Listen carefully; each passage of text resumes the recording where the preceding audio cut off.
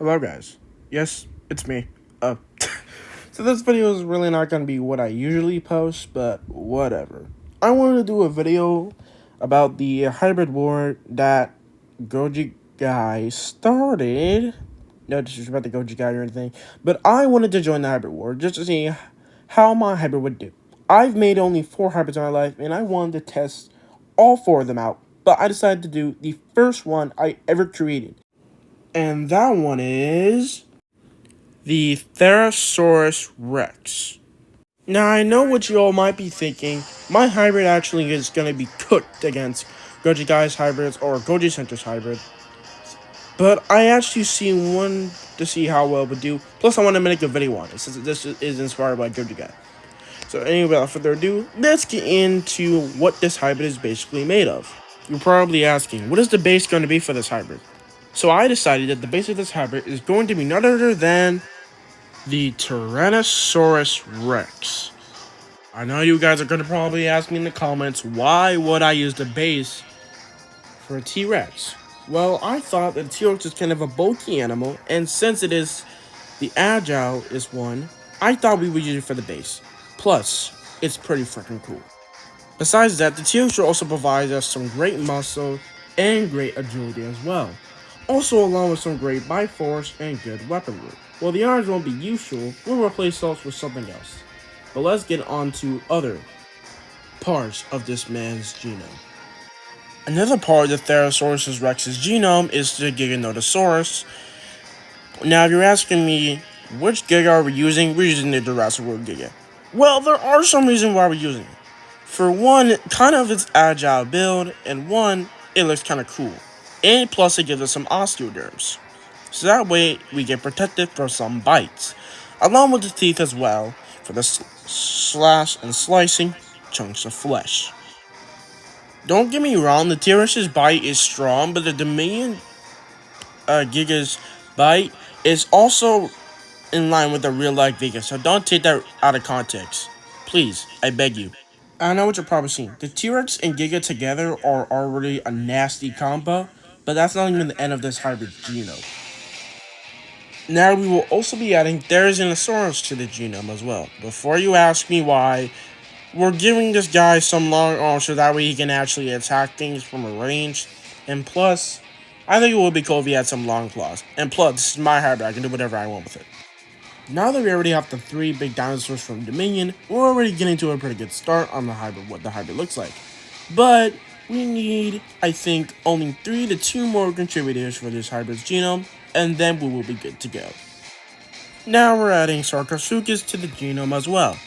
So that way this animal can actually swim underwater and have a good tail so it can stay balanced in water. Plus, it's kind of cool. And I already know all of you are asking, why would I add a giant crocodile to the genome? Well, I'm going to figure out if anything else to do, because if this thing is in the water, I feel like it would be absolutely cooked. So, I wanted to give it a chance in the water. Plus, we already have a dinosaur that can kind of swim in the water. So, adding a Sarcosuchus to it, I feel like it would have been the right choice for it. From my opinion, anyway. Now, I know you're asking, why didn't I just add a Spinosaurus to the dang thing? Well, if I did add a Spinosaurus, it would be too much for the animal to actually cooperate with the other members, and his contributors. So I wanted to keep the genome short, so that way it doesn't go spouting out of control and figuring out what genome to use. Also, so that way the instincts don't get all messed up into one brain. Another contributor this thing has is bats. Before you get mad at me, let me explain. Bats have echolocation, which allows this animal to not even use its eyes, instead use, its forehead, to sense out its prey. Now, before any of you say anything again in the comments about, oh, why use a bat? You could have used another animal as echolocation. Listen, it's my hybrid, so I can decide what to do, okay? God, some people don't know how to just take things for good granted.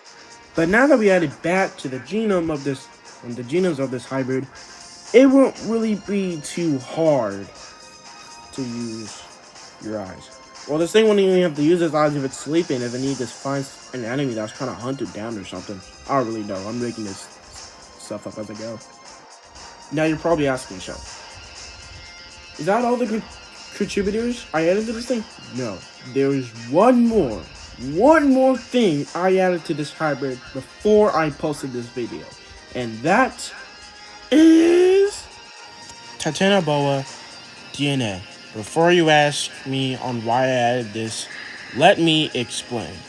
Snakes have thermal vision, so I would assume that Titanoboa would have the same. So, please don't get mad at me. I also wanted to add something to give this man a little bit of a chance against Gojo Center's Indom 2.0. Because I know this man will be cooked if he did not have something else in his genome. So that's why I added Titanoboa to the genome. So now that I show you guys all the contributors this guy has, let me show you the final design on what this guy looks like. Ladies and gentlemen, the results are in. So now we have a full design on what it looks like. So let me introduce to you the Therosaurus Rex, coming in about 23 feet taller than all the Jurassic World carnivores, except the Indom, when it seems to fill the ground. The length of this guy, I would say maybe like 27 meters in length, I think. This guy's diet was obviously going to be meat. Also, like I said before, the crocodile or Sarcosuchus DNA will actually help a lot. So now this guy can actually swim through the water without getting ambushed. Since this guy also has Therosaurus DNA in his body, he now also has long arms along with long nails to help him fend off against enemies or just tear down trees if he needs to. I also mentioned that this guy now has Sarcosuchus, T-Rex, and Giganotosaurus DNA in his genome, so that way he has a strong bite. And before you ask me, isn't this gonna break his jaw? I had a fix for that. That's also why I added Titanoboa DNA, so that way this guy can extend his jaws just like a normal snake would, and close him down with enough force to not break his jaw but to crush some enemies' neck and bones. Now with all that aside, we have a monster that can fight Indom 2.0 now. The thing is, I don't know if Gojo-chan's gonna respond or Gojo guy's gonna respond to this video, like, at all. Because this hybrid was only made to join the hybrid war, so yeah. Also, before we go any further, I just wanted to say I try to make this animal real as possible, so if it's not real with you, I'm sorry, this is the best I can do, so don't get mad at me, please. Also, I just wanted to point out, I don't want to get into any conflicts with this one. I'm mainly talking about my friends and Gojo Center and Gojo Guy. So, like, Blue Spinosaurus, Gojo Guy, and Gojo Center, please don't get mad at me for making this video. I only did to see how well my hybrid would do. So, with all that aside, I do hope you guys did enjoy today's video. Please make sure to like and subscribe, and I'll see you guys on the next video. Goodbye.